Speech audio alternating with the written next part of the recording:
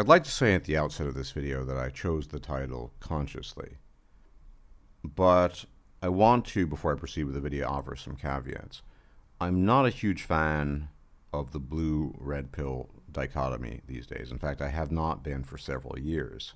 That said, blue pill, red pill, they are descriptive terms. It's just that the specificity that we formally attach to blue pill, red pill has been essentially lost over time. It can mean all sorts of things. It's become almost cheesy, a bit cliche. But because it still has descriptive power and it does convey something, I decided to use it for the title. So just a clarification there. But essentially what I want to do in this video is answer some questions and some queries that I've gotten for years now in different forums. And these many different forms of this one question amount to, why are so many men still blue-pilled? Now you think that would be an easy question to answer. I don't believe it is, because there's a degree of complexity behind that. First off, what do we mean by blue pill? You can be red pill and still pursue certain things, even marriage. But by blue pill, what these guys mean, and what I mean, is simply ignorant about fundamental differences between men and women, different reproductive strategies, not paying attention to women's behavior, something I'll come to later, etc., etc. So there are a number of issues here. Some carry greater weight and importance than others, but let me start with the more minor issues, because that seems more appropriate. One of the simplest reasons why so many men are blue-pilled or ignorant of certain things is because the quote-unquote red pill community is a tiny minority if you think about the big picture, a fraction of a greater fraction. Most people are quote-unquote normies. Most people, men and women, are just going about their lives, doing things as they always would have, albeit with a bit more technology at their disposal. They're not plumbing the depths of the internet looking for arcane knowledge. And so whatever reach and scope we think red pill ideas might have, and again, I'm using this term very broadly, but in the context of the manosphere sense of the red pill, it's not the scope a lot of people in the manosphere presume it to have. Most people are just wholly ignorant of these things. So one of the first problems when we talk about quote-unquote blue-pilled men is just reach. A lot of these ideas, whether they're correct or not, and that's a separate issue, are just not reaching them because they're not looking for them. They have quote-unquote normal lives. Now, when we come to some of the trickier issues, it's not quite as black and white. Because I think a lot of men, particularly in the MGTOW circles, underestimate the power of reproductive drives, feelings, emotions, and the pull behind that. So what do I mean by that? Now, this isn't a perfect analogy, but you have to imagine that for many men, being quote-unquote red-pilled or accepting certain revelations is akin to a traumatic religious deconversion.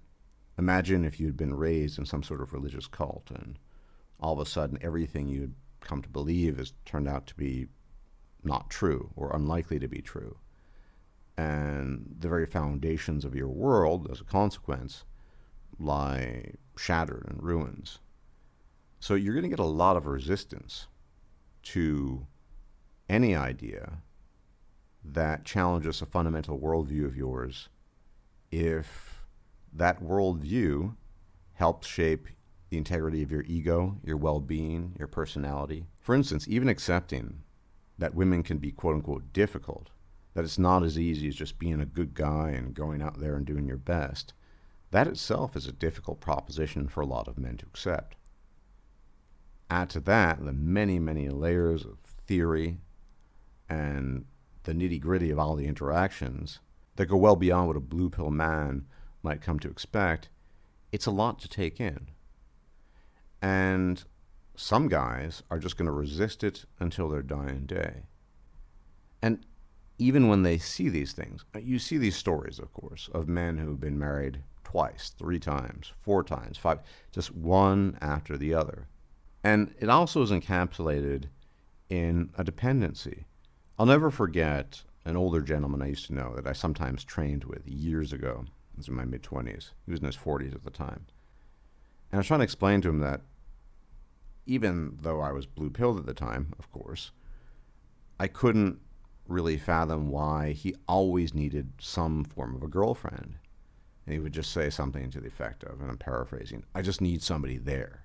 So in some sense, the emotional, psychological dependency on female company is so immense, it might be likened to something like food and water. But I think that we in the manosphere, and specifically in MGTOW circles, tend to underestimate the weight, the pull, the gravity of reproductive drives. It's essentially, after food and water, the next strongest thing. Men, typically speaking, are drawn to women like moths are drawn to flame, and all the mechanisms involved in interacting and the dynamism and the complexities, these are all secondary or tertiary in some cases. So in a sense, a lot of that gets bypassed. What I said earlier is that men are just not paying attention. So coming back to a point I alluded to earlier, men are just not paying attention really, because it's hard to pay attention to these details. Think about all the things we do just on the level of instinct. We're hungry, so we eat. I mean, one of the reasons why we have an obesity epidemic, there are many reasons, is that we evolved to just eat things that are hyper-palatable and calorically dense if possible, and boom, that's what we have these days. So on the one hand, you have this issue with information simply not getting out there. And on the other hand, you have this more complex issue of, frankly speaking, men not wanting to come to terms with certain things. For example, how difficult women can be, and that's putting it mildly, because it runs counter to their instincts and flies in the face of what they actually want to be the case. It's a question of reality versus fantasy. Many, many men prefer to live and dwell in the fantasy. And if you had any doubts about this, just see how men act. We've all seen how gaga men can act simply for the sake of a woman. They cast their friends aside, they lose all social contact, they become obsessed. These are considered normal behaviors, mind you. And challenging that with quote-unquote red pill knowledge or red pills is a monumental task. See, I'm rather convinced after a long time that this expression, taking the red pill, is not appropriate. Men come to this red pill state of knowledge after a great deal of time has passed. And it's a gradual thing. They need to want to seek it out. The old adage of bringing a horse to water but being unable to make him drink comes to mind. And I think about my own red pill journey. I had been highly suspicious of male-female relationships for probably the better part of a decade before I finally, quote-unquote, took the red pill. But there was a previous state. Some people call it purple pill, whatever. I was noticing things. A lot of these guys never notice any of this stuff. A lot of these guys never question their instincts. They never question whether or not this is good or wholesome. And so you have a lack of motivation, you have that information not getting out there, you're not going to receive that information, and you have that really, really powerful instinct that runs counter to that. Everything in a man's body is telling him that women are quote-unquote universally good. Spending time with them is good, listening to them is good, their actions are good, etc., etc. You actually have to pay attention to the details to pick up on the reality that maybe women are not sugar and spice and all things nice. And maybe there are problems with women. And on a final note, many, many men are just desperate to reproduce. Most organisms have this. Most organisms want to replicate their DNA. Human beings are no exception here. And I've seen this many, many times. I know people on a personal level who, despite all the red pill knowledge they've absorbed over the years, are still going to bite the bullet and get married and have children because they just feel this urge. And for whatever reason, going their own way doesn't work for them or it's dissatisfying. the prospects of going your own way, however you want to term that or understand that, I think that's something that for most men is just not appealing fundamentally.